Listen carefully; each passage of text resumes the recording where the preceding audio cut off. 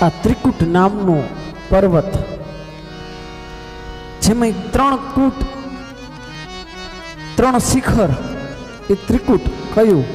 સત્વ, રજ અને તમ. આ 3 ગુણવાળું શરીર એટલે આ ત્રિકૂટ નામનો પર્વત.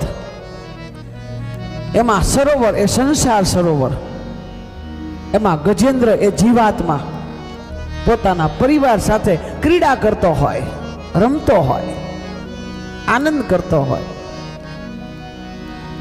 એ સરોવરમાં ક્રીડા કરતો કરતો કરતો એ ઊંડે સુધી જાય, એને ખબર નથી હોતી કે અંદર કાળ બેઠો છે. અને મારા વાલા, કાળ છે ને પગ જ પકડે. કાળ જેને પકડે ને એને પગ જ પકડે, પગથી જ પકડે.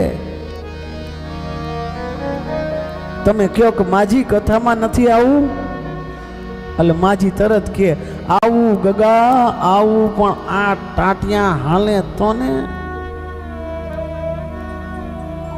પગ જ પકડે, કાળ પગને પકડે છે.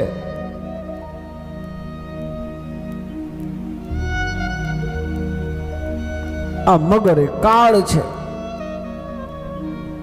ગજેન્દ્ર જીવ છે. હાથીને પોતાની સામર્થ્યનું અભિમાન બહુ હોય, પણ એનું સામર્થ્યતા, એની તાકાત એ માત્ર ભૂમિ ઉપર હોય.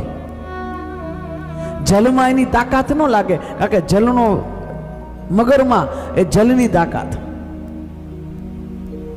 એમ જીવાત્માને પોતા ઉપર ભરોસો હોય, પણ યાદ રાખજો, એ બધોય ભરોસો પોતાની તાકાત માત્ર યુવાનીમાં.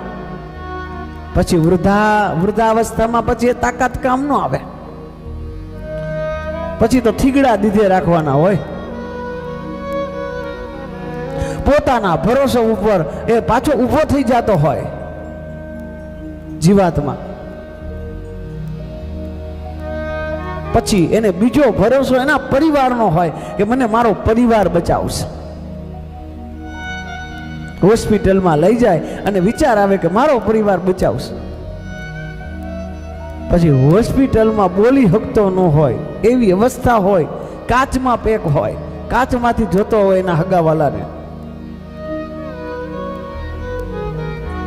પછી એને ડોક્ટર ઉપર ભરોસો હોય કે ડોક્ટર બચાવી લે.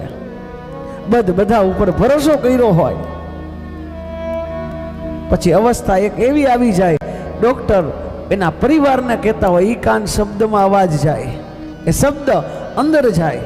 ડોક્ટર કહે કે હવે બાપાની સેવા કરો. આ શબ્દ કાનમાં જાય, પછી ડોક્ટર ઉપર ભરોસો નહીં. ડોક્ટરે કહી દે કે બસ હવે દાદાની સેવા કરો, ભગવાનનું નામ લ્યો, કેટલા દિવસ કાંઈ નક્કી નથી.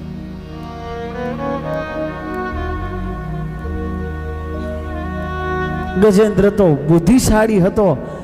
એને ડૂબતા ડૂબતા વિચાર આવ્યો કે કમળ છે, પધરાવું તો ભગવાન મારો ઉદ્ધાર કરશે. આપને તો છેલ્લે વિચાર એ પણ નથી આવતો. અને કદાચ હોસ્પિટલના એ આઈસીયુમાં આપને વિચાર આવે તો ઓલાને તો સંસાર સરોવરમાં એક કમળ હતું, આપણી પાસે એવે ટાણે કમળ ક્યાં હશે? ક્યાં ગોતવા જશું કમળ? શું કરશું ત્યારે? તો આ બધા રૂપકો છે. આ બધા રૂપકથી સમજાય આપણે.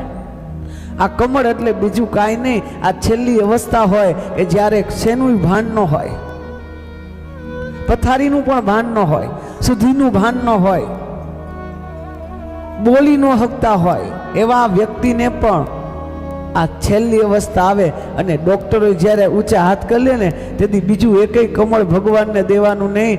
આ મનરૂપી કમળ ભગવાનને અર્પણ કરી દેવાનું, પછી ભગવાન તમને લેવા આવશે. આ મનને કમળની ઉપમા આપી છે.